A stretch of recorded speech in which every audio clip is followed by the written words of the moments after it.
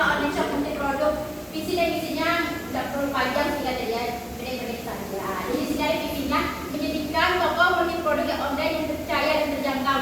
Di mana dari visinya ini, Kalita ini ingin tokonya itu dikenal sebagai toko belanja online yang terpercaya, menyediakan banyak produk dalam satu tempat dan menawarkan harga yang ramah kantong dan terjangkau. Jadi konsumen itu nyaman, aman, dan yakin saat berbelanja.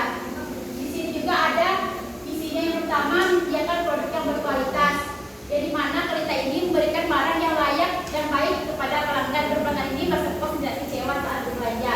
Yang kedua, harga kompetitif. Jadi mana dia memberikan harga yang sesuai dengan kemampuan konsumen, terjangkau namun dan juga keuntungan bagi usahanya. Yang ketiga ada pelayanan ramah. Nah, Kalita ini juga memberikan layanan yang sopan santun kepada pelanggan. Karena kan banyak tuh konsumen yang banyak maunya kan, jadi dia kayak sabar lah dalam berkomunikasi, chat gitu. Dan selanjutnya ada pemasaran digital yang aktif. Jadi Kalita ini menggunakan media sosial sebagai tempat berjualan ya, dan juga secara konsisten dalam mengupload produk dan mempromosikan jualannya melalui video konten. Selanjutnya memperluas jangkauan pasar. Nah, maksudnya dari sini Kalita ini ingin memperluas jangkauan banyak pembeli, bukan hanya ada yang terdekat, tapi juga ada yang terjauh dari Kabupaten Sabah gitu. Misalnya kayak di luar Kalimantan. Yang selanjutnya ada analisis produk. Di sini ada produk yang dijual. Nah, produk dijual itu sebenarnya kan bukan hanya satu ya, banyak. Pertama itu ada skincare, itu kosmetik. Di situ ada peralatan rumah tangga, bisa ada case HP, aksesoris seperti rambut dan lainnya. Nah, di sini ada pokoknya teman-teman, ada peralatan rumah tangga, aksesoris serta fashion baju ya, sepatu, tas ataupun hijab. Nah, karakteristik produknya yang pertama, harganya ramah di kantong, banyak pilihan produk dalam satu tempat. Yang ketiga, praktis sesuai kebutuhan pelanggan. Yang keempat, mengikuti tren sosial media, yaitu off the track. Dan terakhir, kualitas yang terjamin karena dari supplier yang terpercaya. Selanjutnya, keunggulannya, harganya lengkap, produknya lengkap, pelayanan jembatan ramah, bebas ongkir area terdekat, dan selalu update mengikuti tren.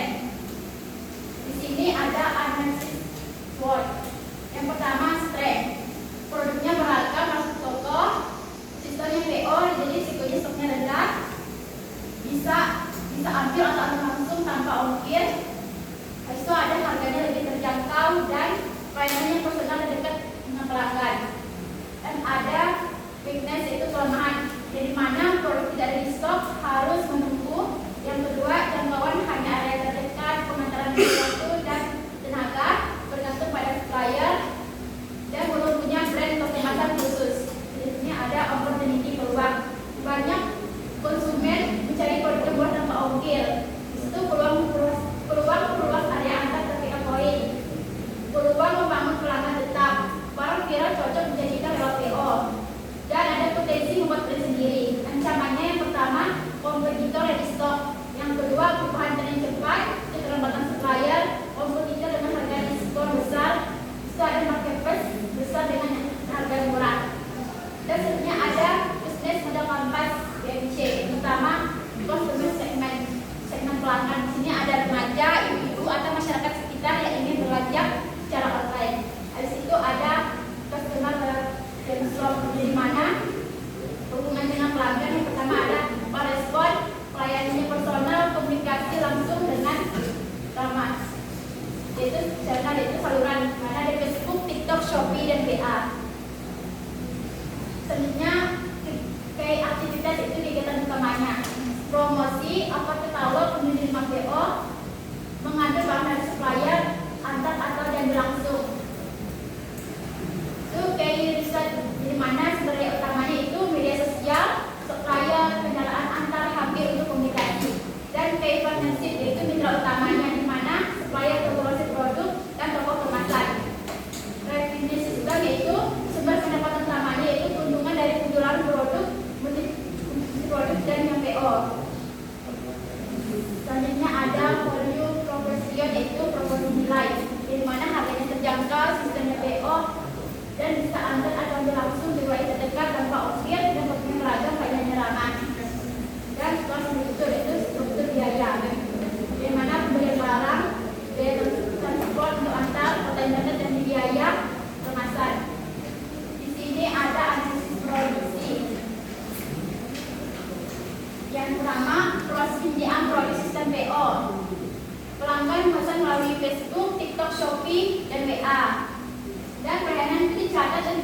verifikasi oleh kita sendiri, dan kita mengambil barang ke supplier sesuai jumlah pesanan tanpa stok menumpuk, dan barang dicek kualitasnya kayak kondisi, jumlah, atau kelengkapannya, dan produk dikemas tapi yang plastik kemasan atau kemasan sederhana.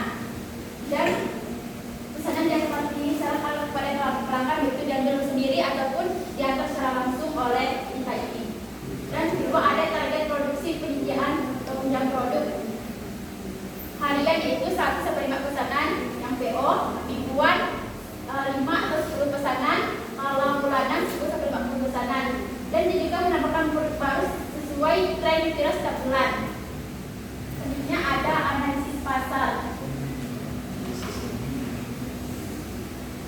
yaitu ada platform pemasaran di mana Facebook. Nah, di Facebook ini kita bukan hanya sekedar upload, tapi dia juga masuk grup jual beli.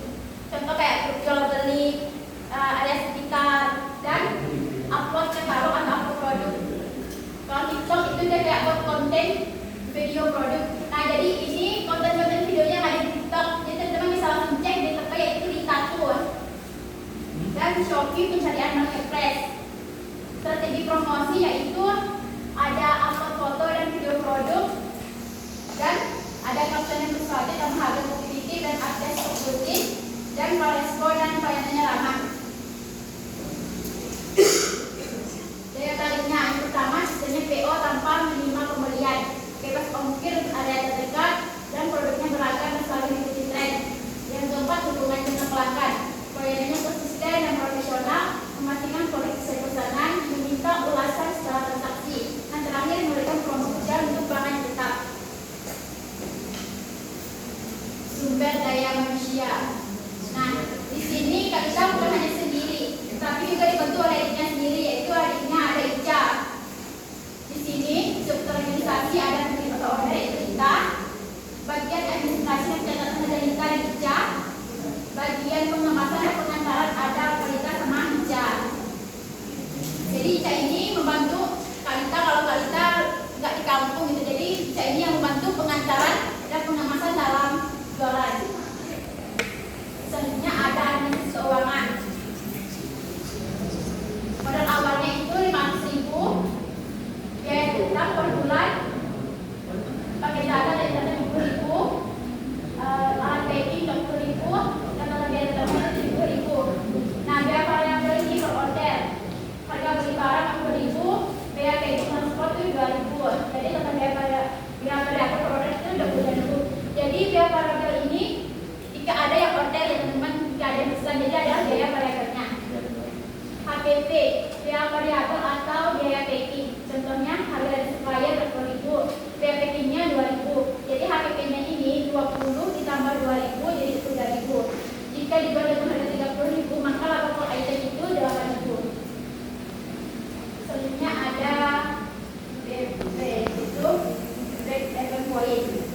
Nah, biaya tetap per bulan tadi kan 70.000, laba perunnya 8.000, jadi 70.000 ini dibagi 8.000 sama jadi 90.000. Jadi minimal harus menjual 99 produk biar mencapai titik pasnya. Nah, rencana laporan laba rutin yaitu misalnya dalam satu bulan berhasil menjual 10 produk dan laba produk 8.000. Jadi pendapatannya 20 dikali 30 sama dengan 600.000. Dan harga penjualan HPP-nya 20 dikali 20.000 40.000. Laba kotor 600 dikurang 10 jadi 90.000. Dikurang biaya tetap 60.000 dikurang 70.000 dengan 90.000. Jadi laba bersih per bulan itu 90.000. Jika kerugian meningkat, laba akan lebih besar karena sistemnya PO, membuat risiko kerugian sangat rendah. Karena kan sistemnya PO ya, jadi kerugian itu sangat kecil lah ini. Nah, kesimpulannya, kita online shop multi-produk adalah usaha online yang berhasil PO, yang mana barangnya akan dibeli ketika setelah ada pesanan. Dan kerugian juga tidak terlalu tinggi ya, jadi lumayan lah gitu. Jadi modal kecil pun juga bisa, jadi fleksibel dalam menjalankan. Nah, promosinya juga melalui media Facebook, TikTok, dan Shopee.